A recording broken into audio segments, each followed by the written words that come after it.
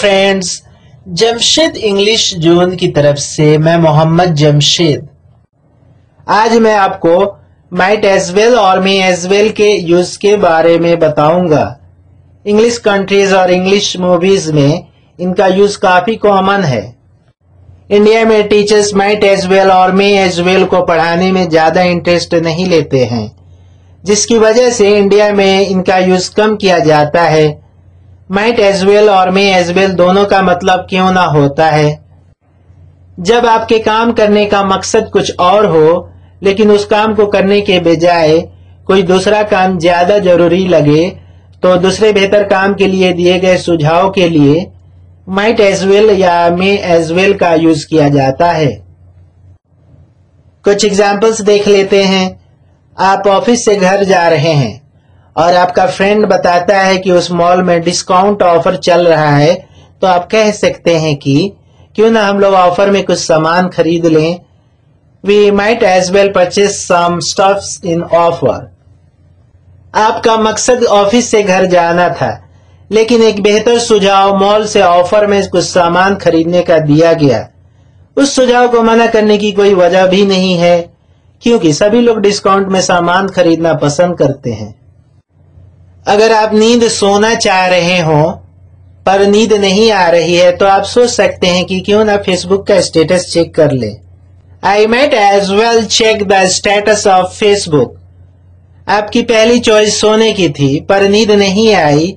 Facebook का status check करना बिना नींद के बिस्तर पे पड़े रहने से ज्यादा बेहतर काम हुआ। मे एज वेल और माइट एज वेल के बीच में कुछ डिफरेंस देख लेते हैं। मे एज वेल और माइट एज वेल दोनों का मतलब क्यों ना होता है, लेकिन मे एज वेल को पूरे यकीन के साथ बोला जाता है, जबकि माइट एज वेल को कम यकीन या हिचकिचाहट के साथ बोला जाता है। जैसे हमें शायद कल के लिए चीनी की जरूरत होगी, इसलिए क्यों ना मैं इसे अब भी खरीद लूं। We will probably need sugar for tomorrow, so I might as well buy it now.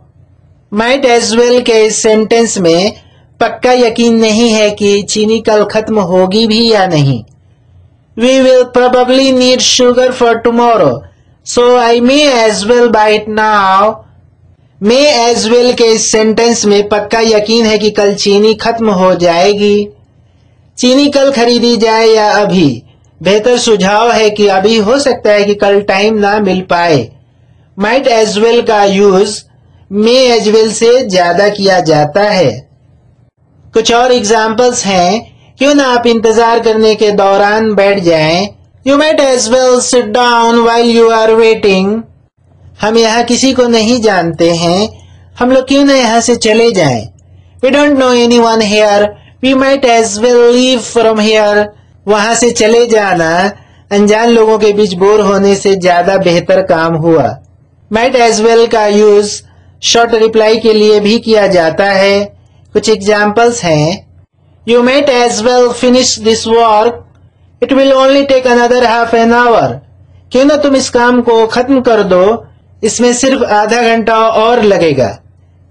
Yes, might as well, हाँ शायद खत्म कर सकता हूँ। What are you doing this evening?